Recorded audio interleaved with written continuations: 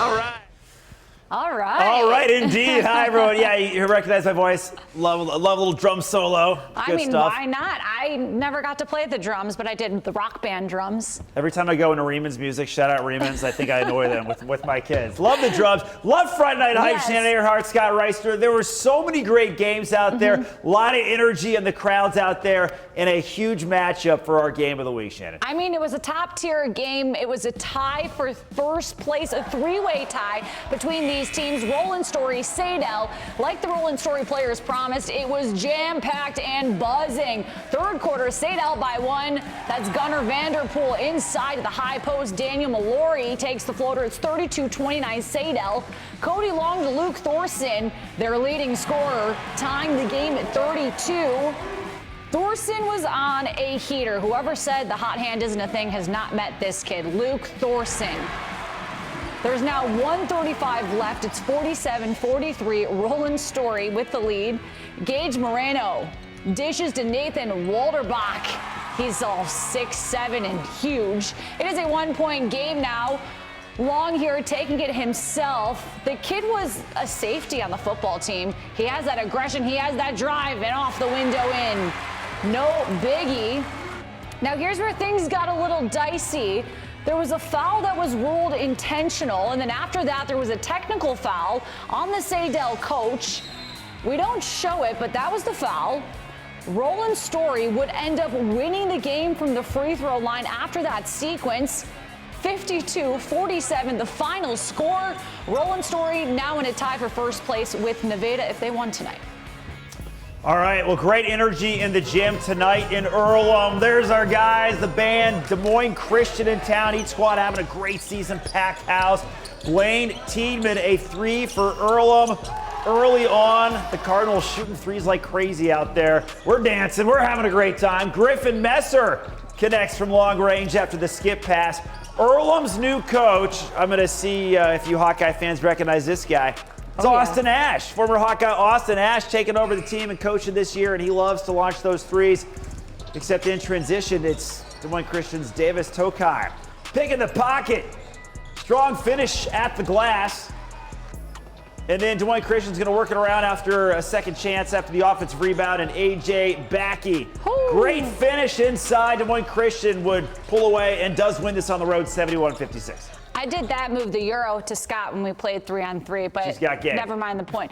Last season, Clear Lake lost the 3A state championship by 1 point to MOC Floyd Valley. Tonight, they brought back the seniors from that team. Here they are. Yeah, great night to honor them because it was a huge night in Clear Lake. The Lions, this year's squad, ranked number 2 in the state, and they hosted the number 1 team in the state, Fort Dodge St. Ed's. Made the trip over. These two teams have been so good this year. Neither had lost coming into this one. Somebody's got to lose. First quarter winding down. Tie game. St. Ed's, Carson Bargfried. Nice move. Fade away. Hits it. By the fourth quarter, Clear Lake was up by 8. 5 minutes to go. Cody Ort brought his lunch pail to work, doing the dirty work inside. Clear Lake by 10. The Lions roared on this night. Trevor Thiebald gonna ice it with the 3. Clear Lake remains undefeated with a convincing 62-48 win, Shannon. Looking very confident there. Urbandale is having a really good season. A win at Waukee would be huge. The Jayhawks were leading by 1 with 2 minutes to go. Waukee's Kane Van Dis from the corner pocket. Huge 3 to put Waukee in front with 13 seconds left. Urbandale's down 3. David Harderson for the tie. Davis. There you go. Davis. That says David there. No tie. For the tie, there's no foul, though. The ball was tipped. Caden Burns is here now. This is the inbounds play for the Jayhawks. Gets it off at the buzzer, but no good. Leaves it short. You can't leave the cookies on the table. They were stolen. No good. Waukee wins it at home, 77-75. ACGC visited the home of the defending champions. The Tigers' Lair, a.k.a. Madrid High School, was bumping. Awesome intros. But ACGC was charged up. The steal from Joe Crawford for the first points of the game. Mustache, check that out. Loved it. Max Fowler looking here for the reverse. It wouldn't go, but cleanup crew Jevin Severson had no problem picking up the three-point play. Madrid leads by a bucket. Severson, the 6'6" sophomore, is a grown man in a young kid's bod. Come on, kicking it to 6'7". Emerson, Bridgewater, those are grown men inside 6'7". out. Madrid ahead 6-2. ACGC coming back in black. That was Thomas Scram to Hudson Gilland. The Tigers played big man ball, though, passing above the defense. It was no contest. Bridgewater spin around jumper. The defending champs looking confident, beat ACGC 62-20. Scott? It's a big win. I heard you say Slay Queens there earlier today when we were chatting a little 6'7". Check out Slay these Queens. Check out these girls from Madrid. Madrid's cleaning up, but we're cleaning better.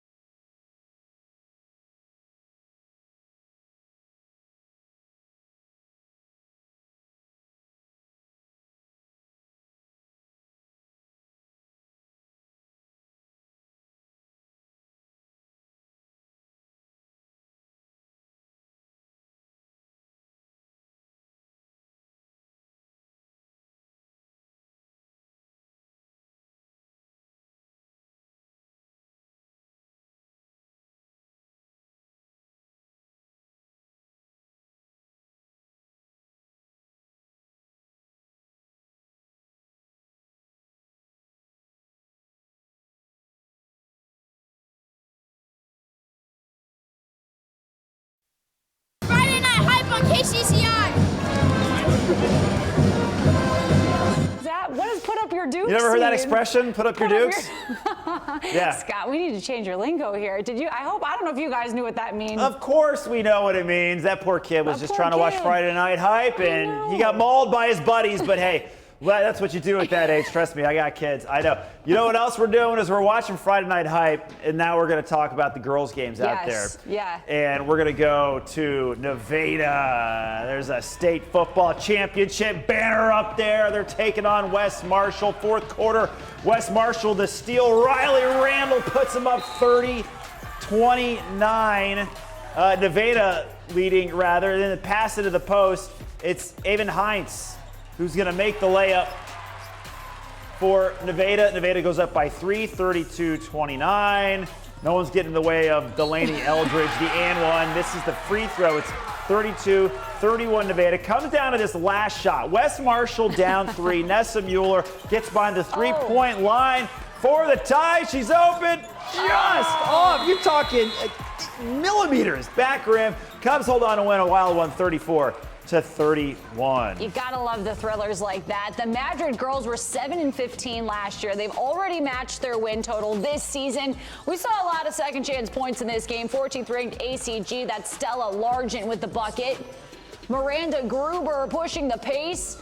Camden Richter has no hesitation delivering to Largent down low. And that one came with a bow, cashing in 3. ACGC led 51-25. Laura Eagleton was getting dogged, but she keeps her dribble going all the way to the rack like there was a flash sale, but she'd buy it second-handed, getting the putback. I thought that was her mom because she was talking about it. Caught her on camera, perhaps. Who knows? Audrey Brown trying the no-look pass, but it's picked by Carly Katoski, and she throws the skip to Gruber. A transition bucket. ACGC looking so polished. Stella Largent, the sergeant I'd like to call her, she led the charge with 20 points, her first 20-piece of her career.